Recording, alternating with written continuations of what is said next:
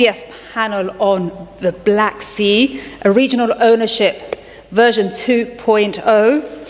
Excellencies, distinguished guests, ladies and gentlemen, welcome to Antalya Diplomacy Forum.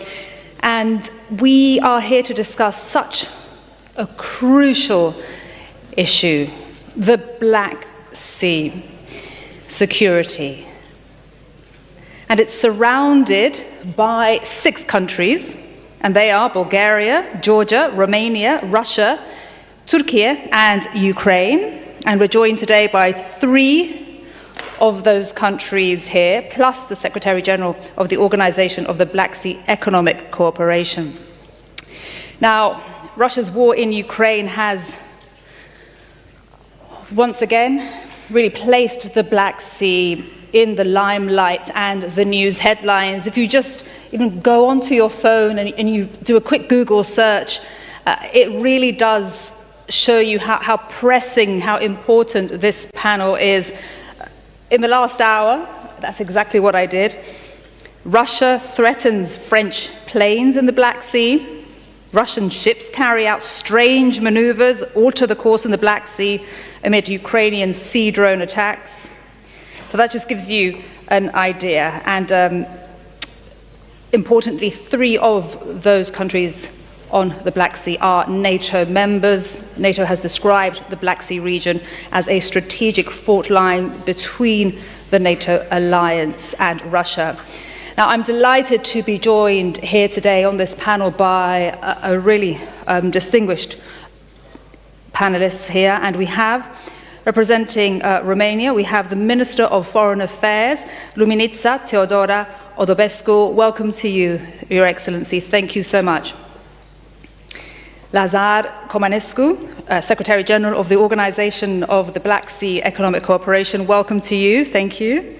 And from Ukraine, we have Mykola Tochitsky, Deputy Minister of Foreign Affairs. Welcome to you. And representing Turkey, we have Mehmet Kemal Bozay, Deputy Minister of Foreign Affairs. Welcome to you. Welcome to all of you. Now, this is really one of my favorite subjects. I'm a news anchor at TRT World. I live in Istanbul. I see the ships going through the Bosphorus Strait every day, going to the Black Sea and out of the Black Sea every single day.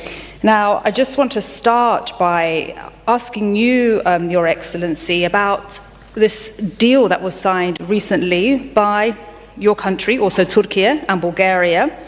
They signed an agreement to demine the Black Sea. It's called the MCM Black Sea agreement. How important is this for your country and for the Black Sea security in general? Good afternoon. Good afternoon.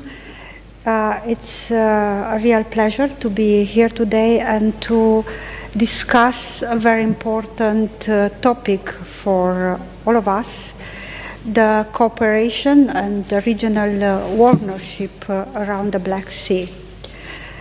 You know that Black Sea is really a unique geographical area because it is a link between Europe and Caucasus and Central Asia. So Black Sea used to have the vocation of an area of prosperity, connectivity, and peace. But unfortunately, with the Russian war of aggression in Ukraine, the security in the Black Sea became on top of our priorities. And I'm speaking not only about Romania, but also about the countries in the region, because the Black Sea became an area of collision between the neo-imperial interests of Russia and our legitimate interest of the countries in the region to cooperate in a good way with concrete projects. And we have seen what's happened in the region. starting with 2008 with Georgia, and then 2014 with Crimea, and then 2 years ago with the aggressive war of Russia against our neighbor Ukraine. But still we have to cooperate, and exactly this is the purpose of what we have done with Turkey and Bulgaria, reaching an agreement to counter mines in the Black Sea, and practically to ensure and protect the security in the Black Sea. This is really very important because in addition to the national efforts in the regions, we put our efforts together to identify and destroy the mines, and in this respect practically ensuring a safe navigation in the Black Sea. And this also help us, but also help Ukraine, because together with our partners in the regions, we are doing our best in helping and supporting Ukraine. And one of these efforts is linked with the transit of cereals, of food, agricultural products via Romania, and also using the Black Sea. So yes, security, unfortunately, in a sense, with the war in Ukraine, became our top priority. But this is also important to continue our cooperation as allies, because Bulgaria and Turkey and Romania are members of NATO. It's also important to deter the Russia's aggressive behavior in the Black Sea, in the region, and to work together to find the best solution. On one side, helping Ukraine, but as other vulnerable partners like the Republic of Moldova and Georgia, and on the other side, to work together to ensure the connectivity, because one key word is also connectivity for those working and living around the Black Sea. Absolutely. Just, if you could, Your Excellency, explain how dangerous are these mines in the Black Sea? And I read that some of them had even washed up onto the beaches of some Black Sea countries. Yes, it's very risky. It's very risky for our population, but it's also a high risk for the freedom of navigation. So this is why we put our efforts together to identify first, and then to demine the Black Sea. So it's, as I said, a very good example of cooperation between the three countries. On one side, ensuring and protecting the security in the Black Sea. On the other side, helping also Ukraine. Absolutely. Thank you so much. I want to go next to you, Lazar, because you represent 13 members in your organization, the Black Sea Economic Cooperation. Now, is this a regional problem only, or an international problem? And who should be working on this? Of course, there are 3 NATO countries. The US has also shown a strategy. I don't know how developed it is. I want to talk about that. Is it the UN? Whose responsibility is the regional security there?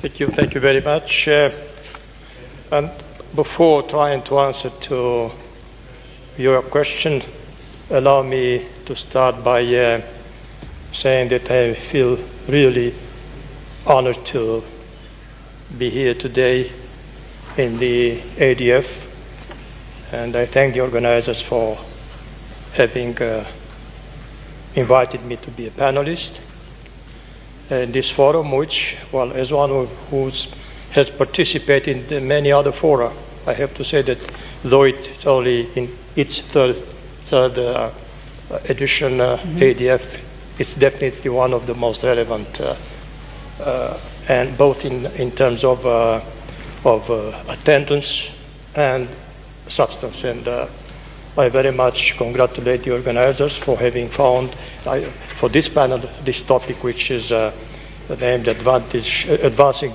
Diplomacy in Times of Turmoil. And I think that everybody would agree with me that probably the region I am in a way representing, the Black Sea area, I think it's best fitted to such a topic. I mean, I don't think that as of today, there is another region. Well, it's just one of the, if not the most important region in terms of being, coping with turmoils. This is the point number one which I wanted to make.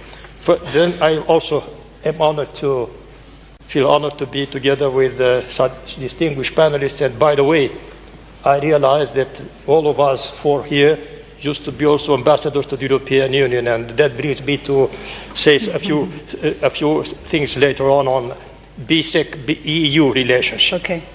Now, coming closer to your question, let me formulate, let's say, briefly two or three, well, let's say a couple of remarks. I will start by saying that I'm glad that the BSEC, Black Sea area, has become a topic on the fore.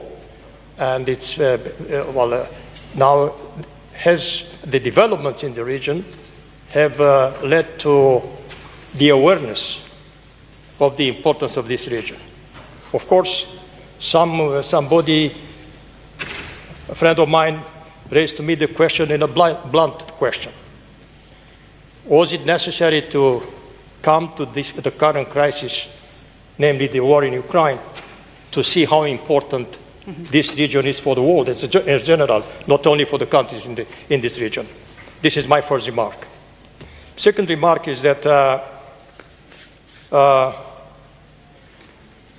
nowadays, understandably, discussion is about security in the Black Sea.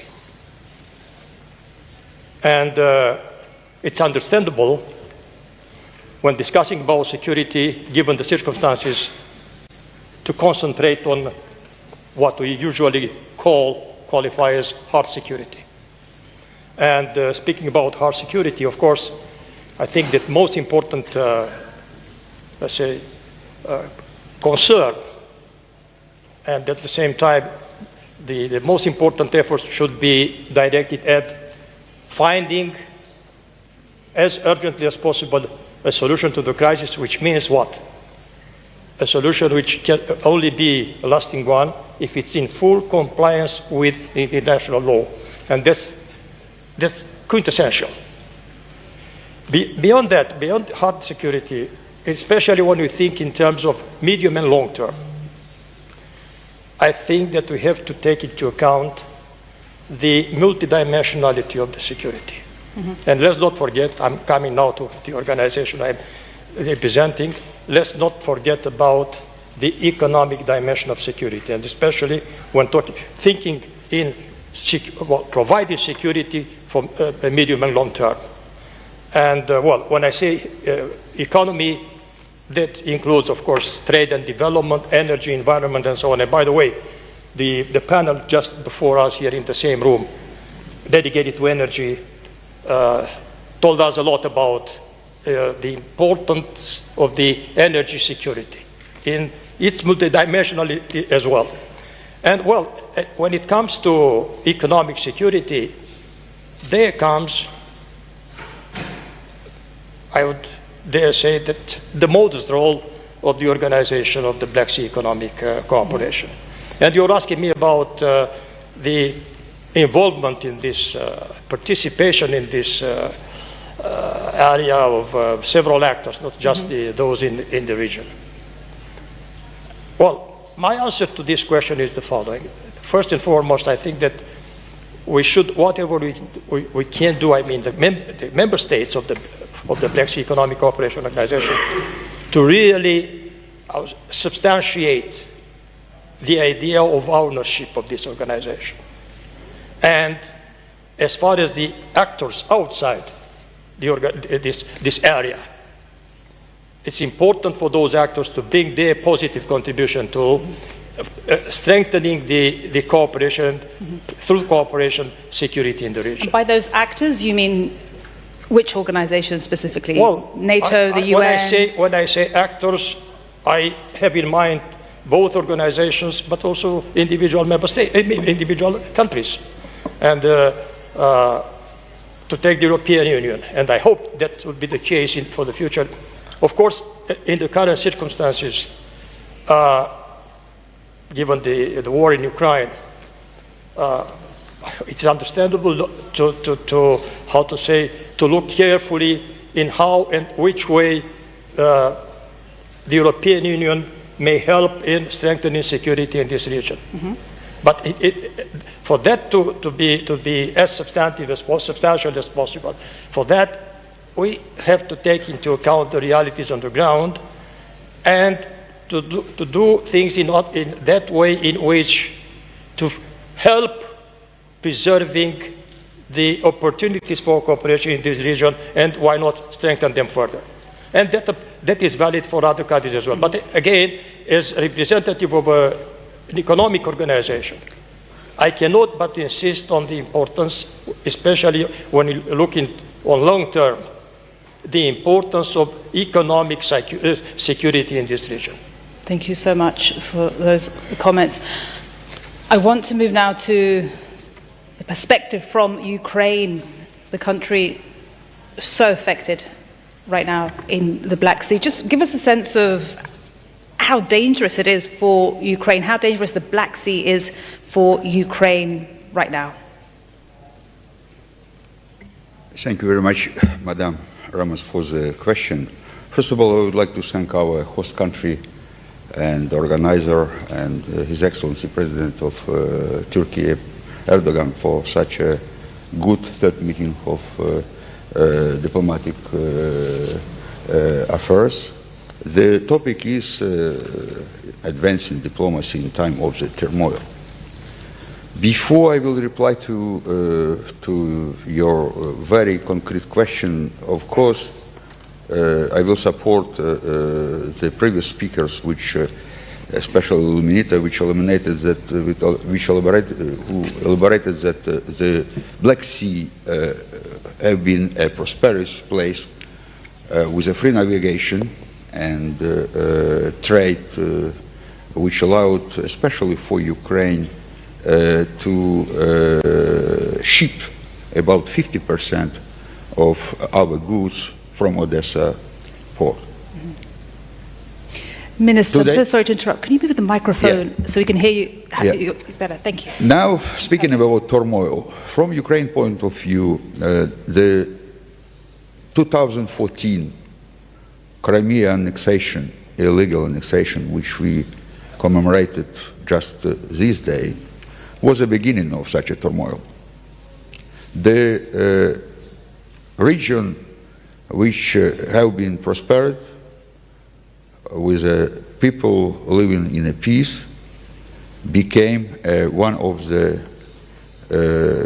territory where the political prisoner became armed territory, presence, even according to our information, a nuclear warship. We continue to have a massive arrest of Crimean Tatar and Ukrainian there. We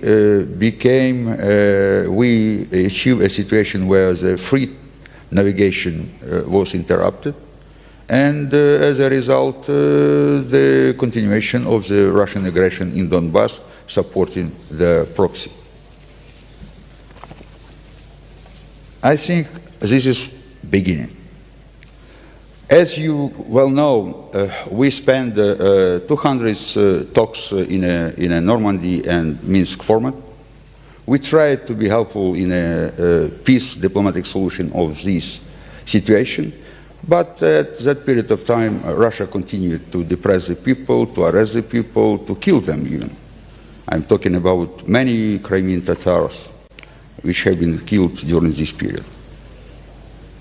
As a result, of weak reaction of the world, we receive at the end of these peace talks the full-scale aggression from Russia.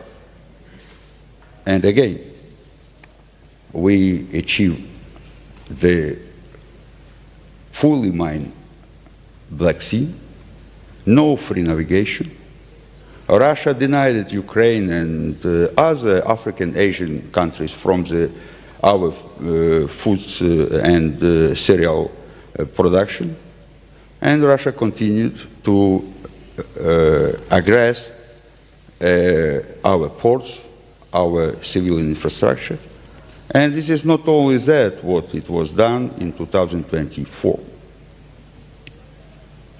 Colleague, we still have, with such aggression and such a conduct, the environmental problem. You remember very well the decision of Russian Federation to destroy Kakhovka electric dam, allowed to aggressor to create ecological problem. We still have Zaporizhzhia nuclear plant under occupation. And this is one of the biggest, even biggest, nuclear plant in Europe, which normally should be under control of Ukraine and EIA. We achieved the situation where the country which expected have a good relationship not only with his neighbor and the countries from the Black Sea, just to decide in the 21st century to conduct the policy by the means of the arm.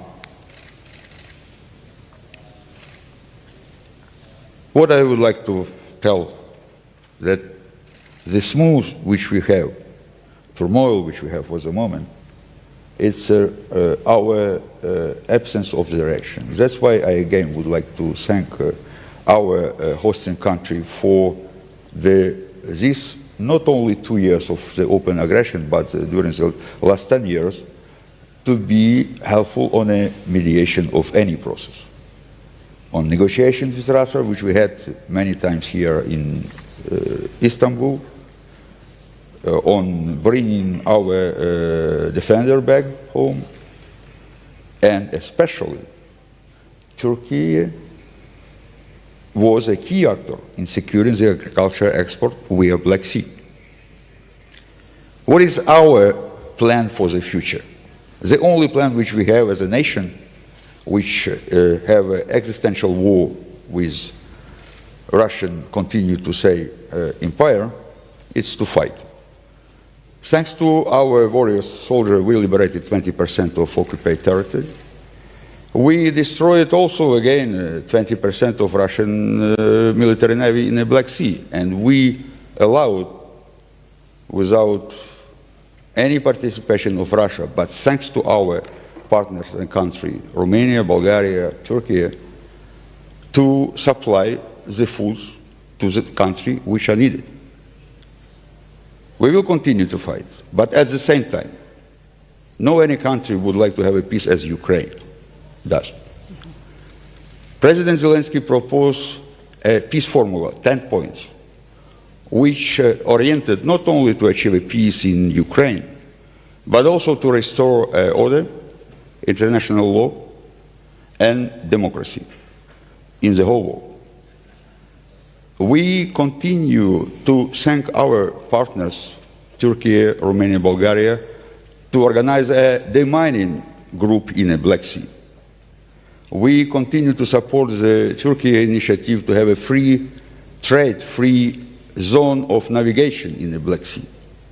We continue to thank our Romanian colleagues for the possibility to build a new infrastructure to supply our partners in abroad by the cereal and other elements which are necessary for the country which are suffering.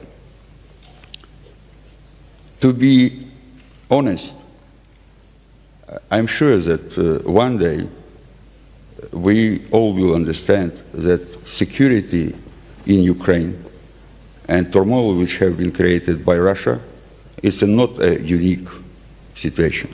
You know what's going on in another place very close to Turkey? You know that we have about 32 different conflicts which continue to be very difficult to resolve. If we will not together doing this first in the Black Sea, return aggressor to respect the international law, to respect rule of law, to respect the basic elements of food security, energy security, nuclear security, and of course the right of the people to choose his destiny, we will have not at the end of the story, but we will return to the story, as Fukuyama said, which will be in a war in many places in the world. Thank you very much.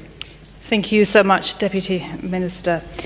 I want to go to Turkish Foreign Deputy Minister. Now, Turkey's role here in the Black Sea has so many facets, doesn't it? Of course, you control the maritime traffic also that goes into the Black Sea through the Bosphorus Strait, the Dardanelles, and so much as, of course, Deputy Minister has outlined there, the support that Turkey has given and mediated with two warring countries, and of course the Black Sea Grain Initiative, but and of course the Montreux Convention as well. There's again so many layers.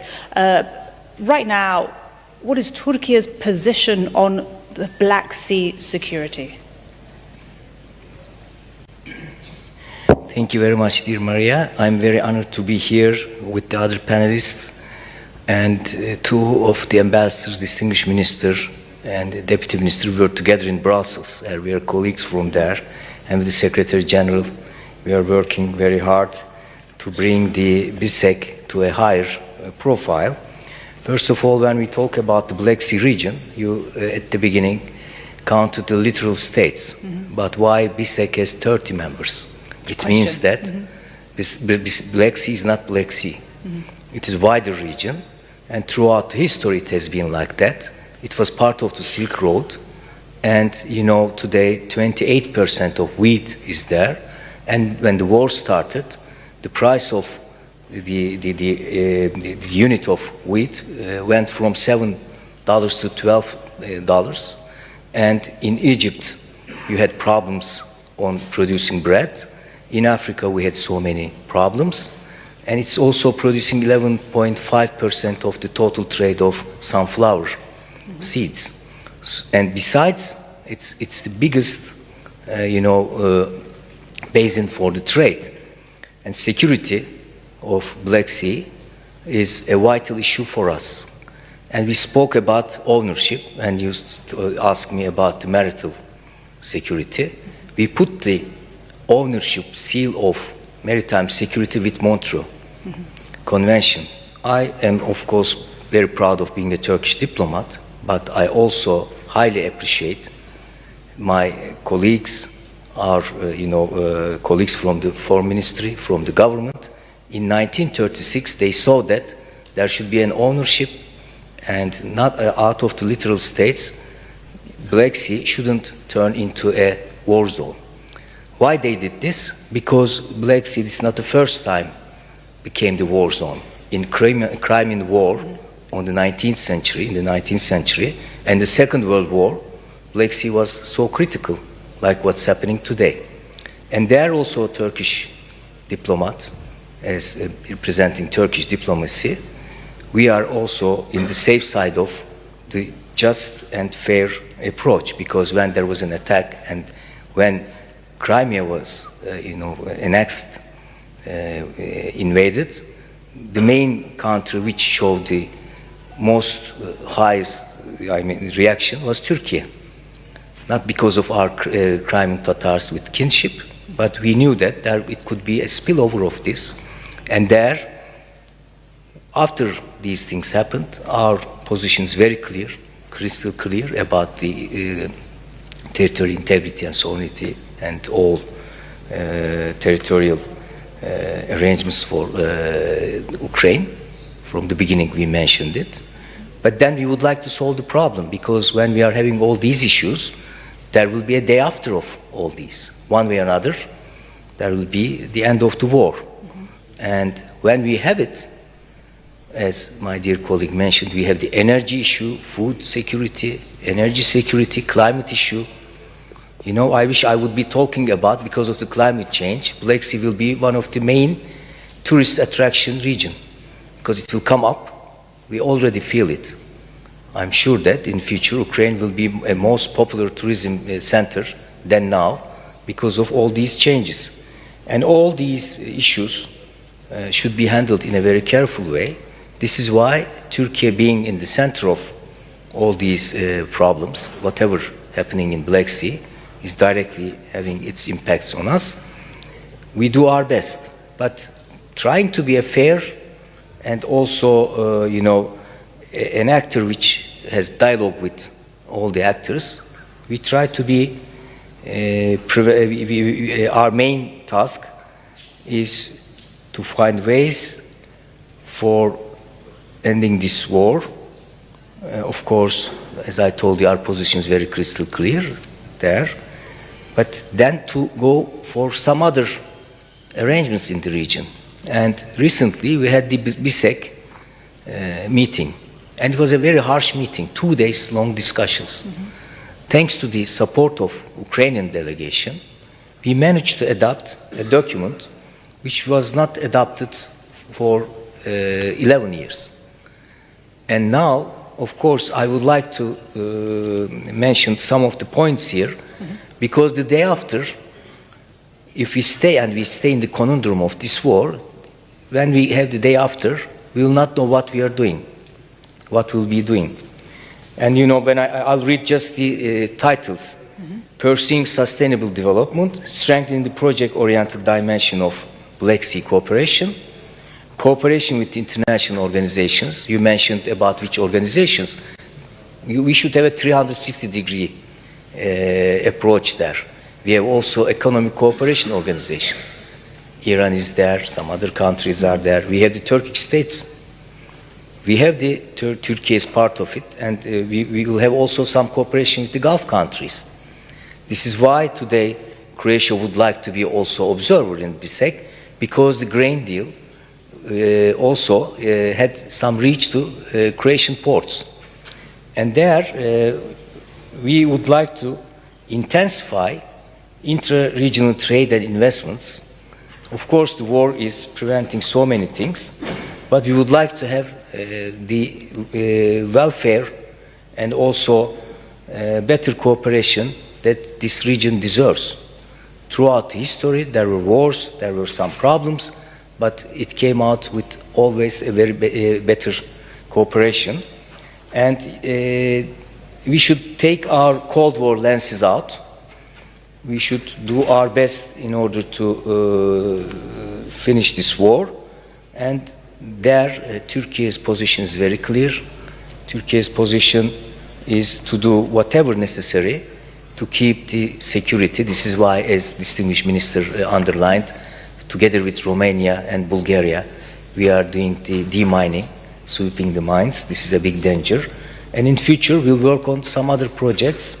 Here, as a NATO member, also we do our best. And I believe in the coming period, Turkey will be more vocal, more in the picture, because with our Ukrainian friends, we have such a deep cooperation at the highest level.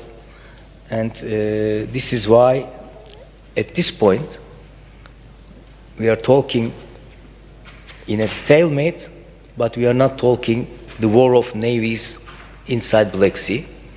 And we did our best to, to put this fight, war, in a limited way as much as possible. It could be worse, but we need to do more in order to find ways to end it. As I mentioned at the beginning, because it's not a Black Sea issue, this is a global issue. Global issue. And the reflections of what's happening in the Black Sea will make so many other actors to suffer. That's such a good point. Yeah, this is, I'll stop here. Thank you. Absolutely. Thank you so much, Deputy Minister. And just picking up on that point to you, Foreign Minister, it's a global problem. So how do you push for that, global importance, global vision, to give it the attention it deserves? And going back to this, I've said, what should NATO's role be here? How should they specifically be addressing the Black Sea security? And is it top of their agenda? How do you see the US also approaching the Black Sea security? Because now maritime traffic right now, we speak so much about what's happening in the Red Sea, but of course the Black Sea, so much happening there too. Well, even before the war started, we and the countries in the regions promoted the Black Sea on the mainly we started with European agenda. We had a Black Sea synergy strategy and trying to work together on concrete projects, especially in the energy sector, environment, economic, people-to-people contacts. But then also we underline giving the link or the fact that the Black Sea is a bridge between Europe and Caucasus and Central Asia. And given its geopolitical location, we underline in the discussions we had in NATO how important is the Black Sea for the whole security. Regional cooperation is really important, and this is why we have supported and will continue to support BSEC. One of the most distinguished Romanian diplomats is the Secretary General of BSEC, but we were very much involved in concrete projects. But then with the war in Ukraine, we realized that regional cooperation, unfortunately, is not enough. Not enough, okay. It's not enough. And of course, we have within NATO, we have in the Black Sea very well reflected, and the threats in the Black Sea very well reflected in the strategic concept of NATO. Mm-hmm. In the Vilnius communique, we have an important paragraph. We work together with our partners from Turkey and Bulgaria to have this paragraph with specific actions dedicated to the Black Sea. And also recently we have in the US Congress a strategy for the Black Sea region. It shows once again the relevance, the geopolitical relevance of the Black Sea, correct, especially, unfortunately, especially in the current context with the war of Russia in Ukraine. And we have to work together. On one side, we have to continue our support for Ukraine, but also there is an issue for the countries in the region, and this is why we are working together with our allies within NATO, because we are also part of the eastern flank, and we also have to strengthen the deterrence and defense of the eastern flank as well, because we are facing all kinds of situation. And I just want to give you an example. For instance, since September, I think we had 5 incidents with Russia's drones hitting the Romanian territory. And when Russia brutally attacks the civilian and storage infrastructures on the Danube, it's practically on the other side of the Danube. So we are directly affected by this war of aggression. And not only Romania, all the countries in the region. So this is why security, because I mean also we have to be very frank, we in a way fail to deter Russia's behavior, aggressive behavior in the region. So we have to. Who failed? Would you say? As in, because we had 2008 with Georgia, we had in 2014 Crimea. And of course, as my colleague said, we try to discuss, we have Minsk discussions, all kinds of discussions, but the reality is that 2 years ago, that they have started suddenly an unexpected, brutal war of aggression against one of our neighbors. And this is the reality. This is why in the region, of course, now it's security, but we should not also forget the connectivity issue as well, because we also have projects, for instance, in the energy sector. No, we have the green cable. I imagine it was discussed before. I'm just looking at my colleague, the Romanian energy minister here.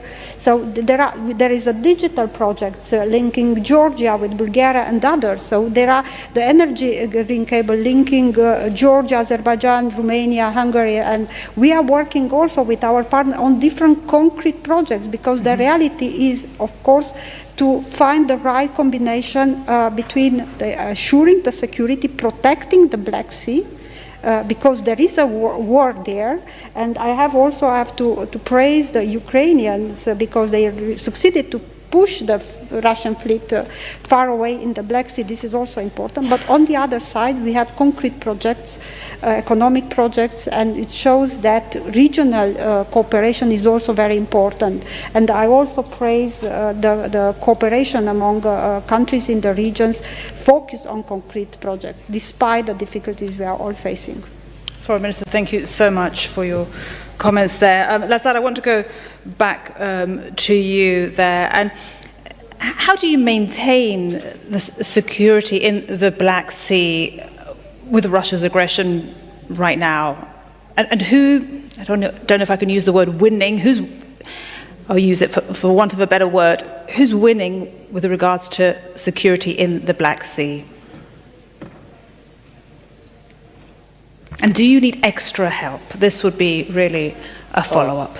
Let me, before that, answering to your question, pick up from what Minister Bozai was saying, and I am thanking him for referring to some important decisions which were taken recently, more precisely last year in the organization. And he mentioned some of the decisions, important ones, which go directly to what Minister Vodobescu was saying about trying to, despite the current atmosphere, to keep the organization going on, and also to the extent possible to keep it toward, as much as possible towards a project-oriented dimension. And some examples which were mentioned here today speak by themselves in this respect.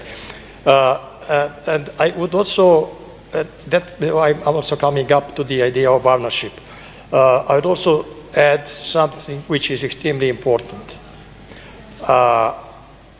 Despite this dire situation, because we know where we are and with what we are coping, this organization, after a period of half a year, 1 year almost in 2022, was, when it was more or less put on hold, we've been able to resume almost in full activities, and that's thanks to the constructive position by the member states. And by the way, the 3 countries here where I can't tell you that they've been, quintessential in providing us with these important decisions. There is another very important decision which was taken in December last year. It's the adoption by the Ministers of Foreign Affairs, the Council of Ministers of the BISEC revised, updated, a new economic agenda, which provide for a framework for the next decade of the activity of our organization, where the specific priorities and directions of action are very clearly written down. And that means that, for me, that speaks about what?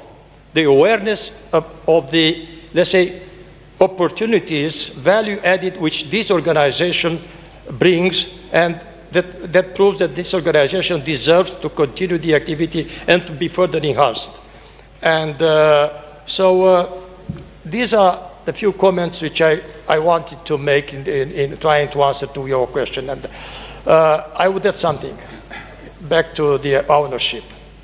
Of course, I stressed that it is for the countries participating in this organization to develop themselves concrete projects. But that doesn't mean that the organization should not interact with other organizations from outside.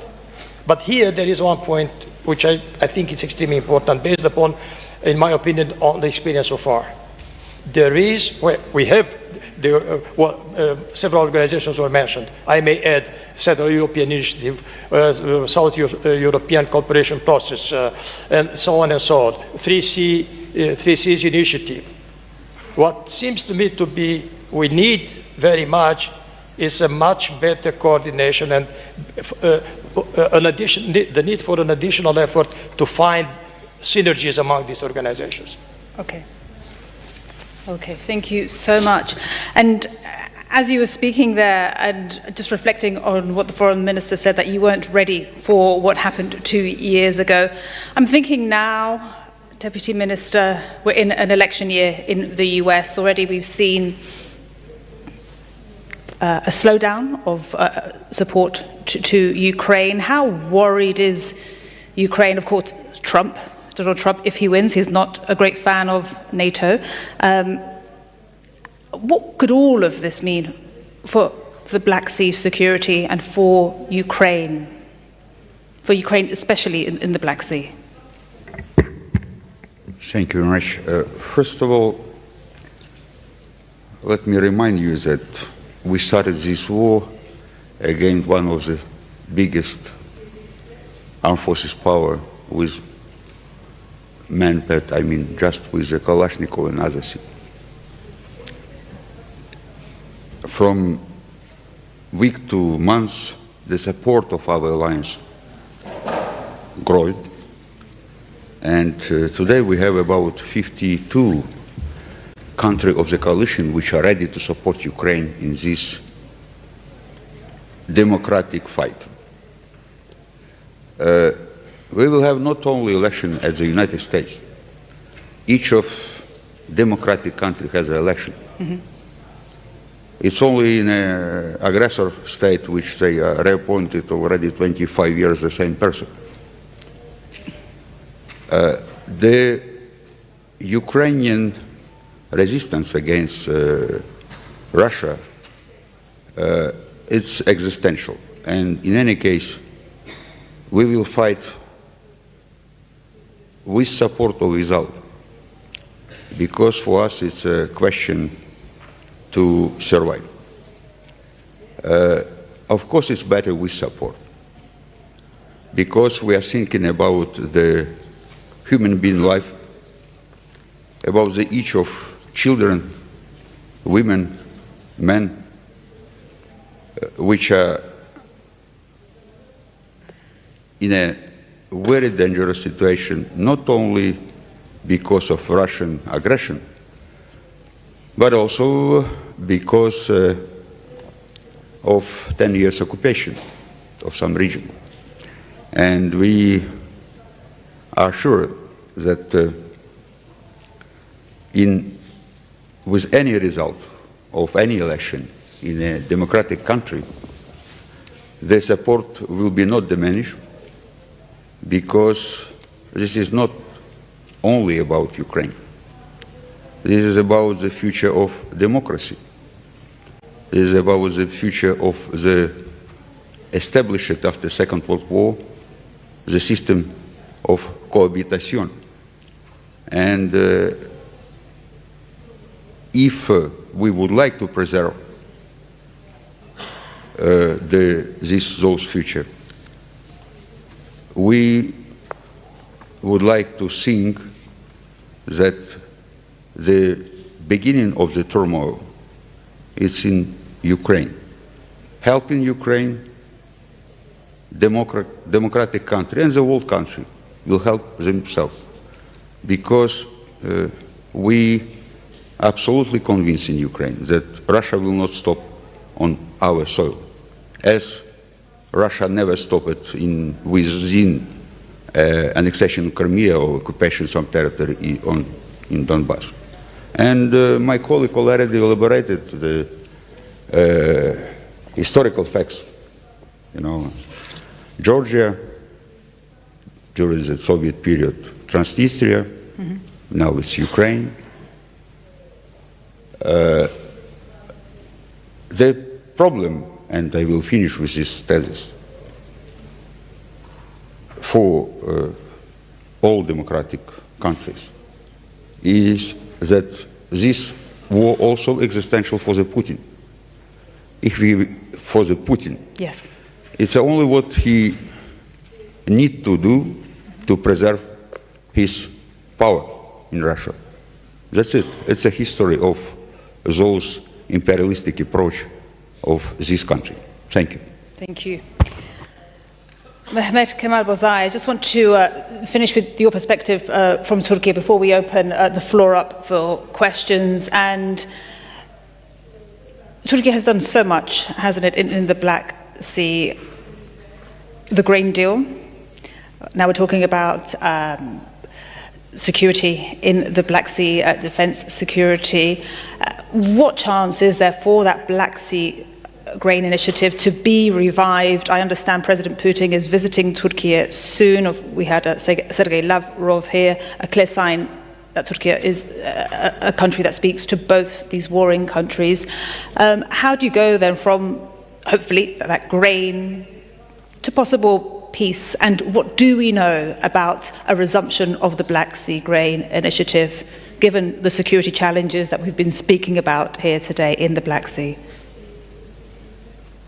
Thank you, Maria. You know that Turkey has a very well-rooted diplomacy tradition, and yesterday also my minister in his statement underlined innovative foreign policy. And we do our best. We will be more innovative. We will do our best to have this grain deal issue, because, as I tried to underline, it's not only a Black Sea, it's not a Black Sea issue, it's a global issue. In all senses, we will have, this famine and all these problems. World food security is under danger. Climate issues are under danger, because Black Sea and Mediterranean, they are connected and they go to Atlantic.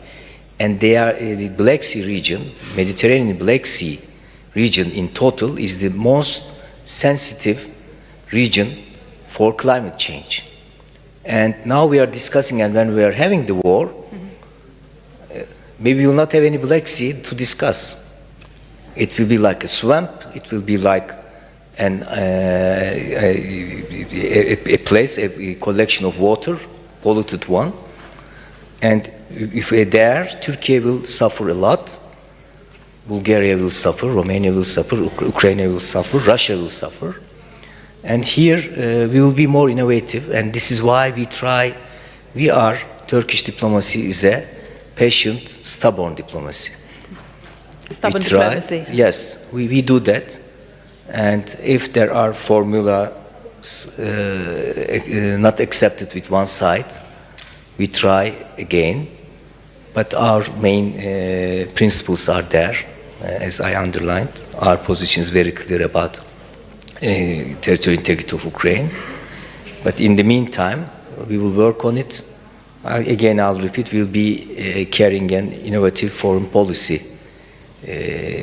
approach, and we'll find the tools to do it. There we also expect actors like European Union and others to be also cooperative, to have more dialogue with Turkey. This is very important. We should have a collective effort to get the peace in Black Sea as soon as possible.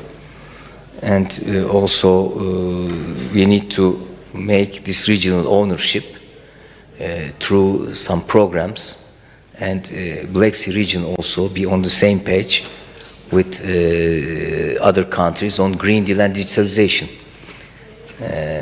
We have different gears. We'll work on these deals, Green Deal and other issues. We'll work on finishing the war. We'll work on to keep Black Sea alive with projects. Because Black Sea, we have also eastern coast of it, as you mentioned, Georgia and other countries. This is such a wider region, and Turkey is also in the middle of that region.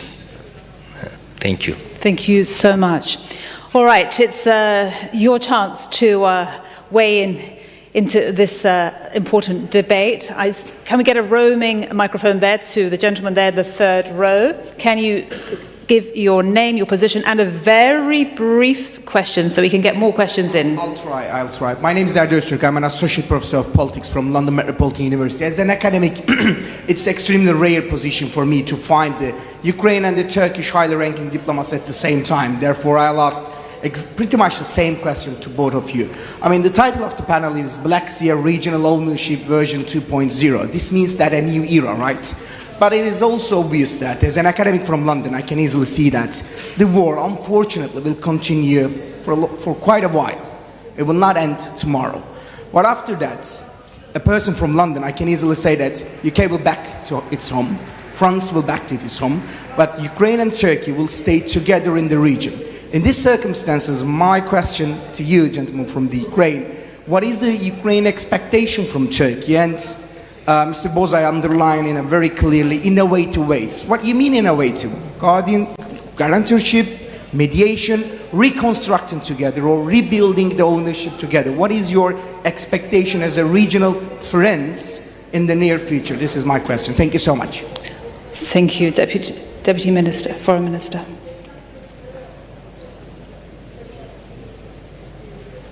Oh, that's to Ukraine, correct? Yes. That was correct, right? Excuse me. Yeah. First of all, let me remind that Turkey was with us from the first day of open aggression. Thanks to trilateral agreement between UN, Turkey, and Ukraine, or Turkey, UN, and Ukraine, we supplied about 33 million tons of the grain to the country which needed. Second, from moral to concrete humanitarian and other support, we received the concrete realization by our neighboring and friendly country, the implementation of the Montreal Convention. It's also a demonstration of the seriousness of the country, which can have any interest on the region, but to implement the international law, to be in a strict frame. When we are talking about free navigation zone, it's also the element and initiative which Turkey and three countries from the Black Sea initiated and would like to implement. When we are talking about the trade in general, even with BSEC and trying to keep, which is a need not only of Ukraine, it's a need of the world. It's the main element from beginning till today, it's about to provide any support which partner us. And this is the case of our friendly country and the nation which we survived a long period of history which have been different during this history. But the main element on our bilateral relationship is a respect and recognition that the international law exists. If you have only these two elements in your relationship, it will be not a war between Ukraine and Russia. Because I would like to remind you, as a second world power in nuclear missile, we decided in 1991 to be non-nuclear power state. All this missile, together with S-300, was together with armored vehicle, some type of tanks, have been sent to Russia. We implemented our flank treaty obligation. We also continued to implement different weapon treaty instrument without thinking that we still have a neighbor which will not respect any law. This is my reply. Thank you so much. All right, so let's go to the lady in the blue jacket in the front row. Is there a microphone coming? Here, thank you. There was no question, but also addressed to me, I believe. Oh, but I'm very sorry. Together, hold two your ministers. fire. Just, Okay. You know, just a couple of weeks ago, before the war started, we signed free trade agreement with Ukraine. We are equal partners. We look for more integrity in all issues. And when we are doing this, of course, we will again be innovative to solve the problem and to end the war. But there, we will always respect the red lines of Ukraine. And then we will be also doing more and more together with Ukraine as being the real owners of the region. Thank you. Thank you so much. All right, and now we do go to you. Could you state your name and position, please? Amanda Paul from the European Policy Centre in Brussels. My question is to the Deputy Minister. First of all, I would like to congratulate Ukraine for the very successful operation it's carried out in the Black Sea, destroying, as you mentioned, several Russian vessels. But I'd like to have your estimate as to how much you think the Russian fleet has been degraded. I mean, the surface fleet underneath. And the second point regarding this is about Odessa, because there was an attack overnight on Odessa. So how important is it for Ukraine to receive now, very urgently, what it's requested? I mean, more missile defense systems to protect Odessa and other infrastructure, as well as the long-range missiles. And the last point is regarded to the freedom of navigation in the Black Sea. To what extent has Russia's freedom of navigation been restricted due to Ukraine's successful operation? Great questions. Freedom of navigation, as I already mentioned, and especially shipping, which we organized after Russia withdrew from trilateral agreement, was organized thanks to our partners, which are present here. I mean, Romania, Bulgaria, Turkey, and of course Ukraine. Freedom, I mean, we are navigating on a free maritime zone of those countries. Second,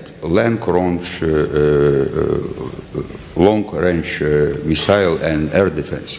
These are essential. Frankly speaking, it's not only about Odessa. It's not only about our possibility and situation with the ports in Odessa. It's also about the people. We still have a lack to protect a majority of the big city of Ukraine. And the problem for lack of such a air defense is that Russia shell it on a civilian buildings, on a civilian people, for many reasons. First of all, it's an old-style weaponry which dates to the Soviet period and never have been adjusted by Russia. Second, they just have not any experience to be successful in a battlefield. Speaking about the first question, we convinced that in any case the nations which continue to be in a frame of new technologies will re-estimate on the basis of experience of this war in our maritime operation what it will be the best system to protect your land, to protect your nation. We started this war, and I'm talking about the Black Sea, Russian Black Sea fleet, without any, ships, military ships in the Black Sea. We pushed Russia from many regions in the Black Sea. We demonstrated that if you have a possibility to deal with new technology, you can be even more successful than the massive shelling by using a 500-ton missile each of 2-3 days. So the future of the world, it's about the new technology, it's about the democracy and democratic system of existence, it's about our unity. United, we will win. If we will continue to think that it's a long way from Ukraine to some capitals in Europe and abroad, believe me, again, a new, even Soviet technology of Russian Federation can reach you in any point of the world and can disturb not only your society, but you in person. Thank you. Thank you so much. All right, let's squeeze in one question. Brief question, please, and then if we can get a brief response as well. All right, name and title, please.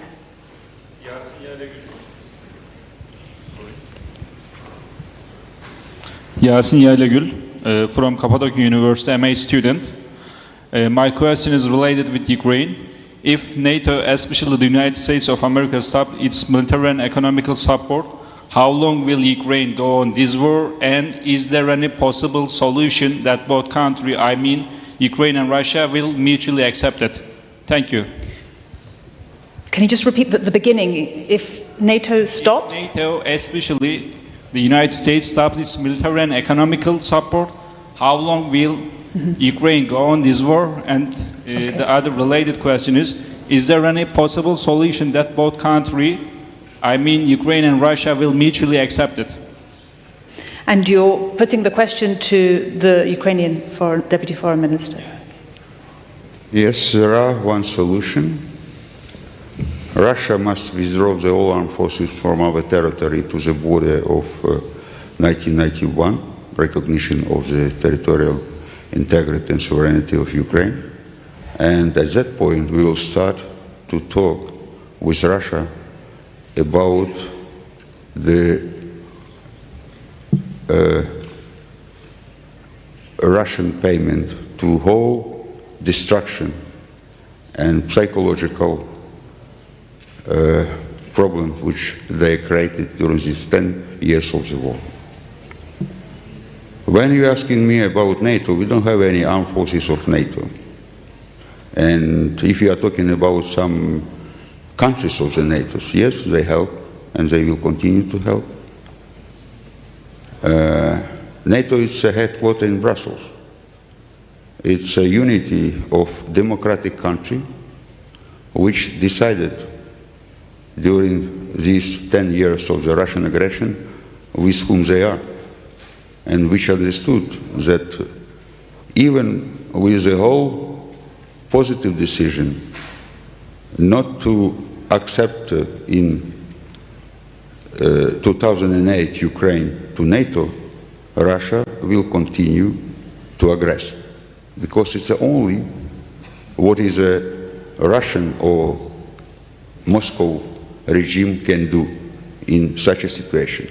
If not, they need to explain to the nation why the situation in Russia is difficult, why they killed Navalny or Nemtsov and others, or to explain what they are doing in Georgia, Abkhazia, Transnistria, etc. I can continue. This list is a big one, and the specialists know what about I'm talking. So, if we will not have 100% support from our Rammstein coalition, we will continue to fight, because maybe pathetic, but it's a reality.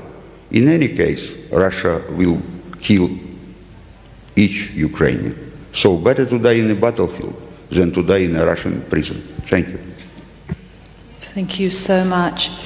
And thank you to our audience. We have run out of time now. Please join me in thanking our distinguished panelists one by one. The Foreign Minister of Romania, Luminița Teodora Odovescu, thank you so much.